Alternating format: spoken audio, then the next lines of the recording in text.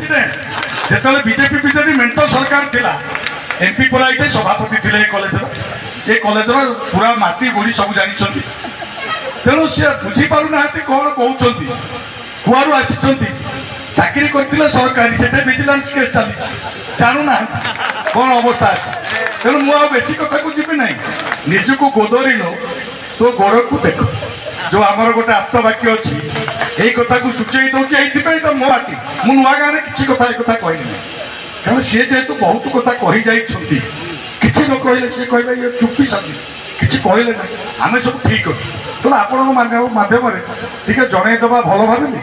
କିନ୍ତୁ ଏତିକି କହିବି, ଯିଏ କାମ କରିବା ଲୋକ ସିଏ କହେ ନାହିଁ ମୁଁ ଏଇଟା ଦେଲି ଦେଲି ଦେଲି ଦେଲି ଏମ୍ଏଲ୍ଏ ଲ୍ୟାଣ୍ଡରୁ ମୁଁ ଦେଲି, ଏକଥା ବି କହିଛନ୍ତି।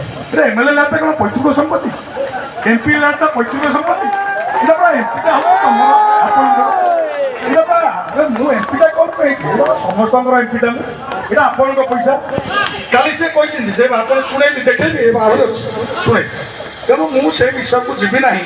ଏତେ ଛୋଟ ମାନସିକତାରେ ଗୋଟେ ଅଞ୍ଚଳ ବିକାଶ କରିପାରିବ ନାହିଁ।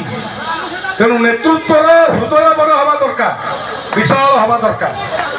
ତେଣୁ ମୁଁ ଆଜି ଆପଣମାନଙ୍କ ସହ ଜଣେ ସାଧାରଣ ମଣିଷରୁ ଯେଉଁ ମୋତେ ଏତେ ବଡ଼ ଜାଗାରେ ନେଇକି ଆପଣ ଉଠେଇଛନ୍ତି, ମୃତଙ୍ଗ ଜଳସେଚନର ଯୋଜନାର କଥା ହଉ, ରେଲୱେ କଥା ହଉ, 30 ବର୍ଷ ହେଲା ଶୁଣୁଥିଲି। ଖୋର୍ଦ୍ଧା ବଲାଙ୍ଗୀର କମ୍ପ୍ଲିଟ୍ ହେବ ଆମ ସମୟରେ, ଆର ବର୍ଷ। ମୃତଙ୍ଗ 2 ମାସ ପରେ ଜଳସେଚନ ଯୋଜନା 10,000ରୁ ଅଧିକା ଦେଶ ଉପକୃତ ହେବେ। କୁଆଡ଼େ ଥିଲ? ବାରମ୍ବାର ପୋଷ୍ଟର ଲଗାଉଥିଲ ମୃତଙ୍ଗ ହଉନଥିଲା କାହିଁକି ତମ? ତେଣୁ ଆଜି ଚାଷୀ କଥା ହଉ, ଶ୍ରମିକ କଥା ହଉ, ଶିକ୍ଷାରେ କଥା ହଉ, ସବୁ ଦିଗରେ ବିକଶିତ ଭାରତ ବର୍ଷ ପାଇଁ କୃଷକ, ମହିଳା, ବନବାସୀ, ଗିରିବାସୀ, ଆଦିବାସୀ, ହରିଜନ ନୁହେଁ, ଅନୁସୂଚିତ ଜାତି, ସେ ଶବ୍ଦକୁ ବ୍ୟାନ୍ କରିଦିଆ ଭୁଲ ହେଇକି ପୁଣି ମୋ ନାଁରେ କେସ୍ ଲାଗି ଅଛି, ସେଇଟା ତ ପୁରୁଣା ଅଛି।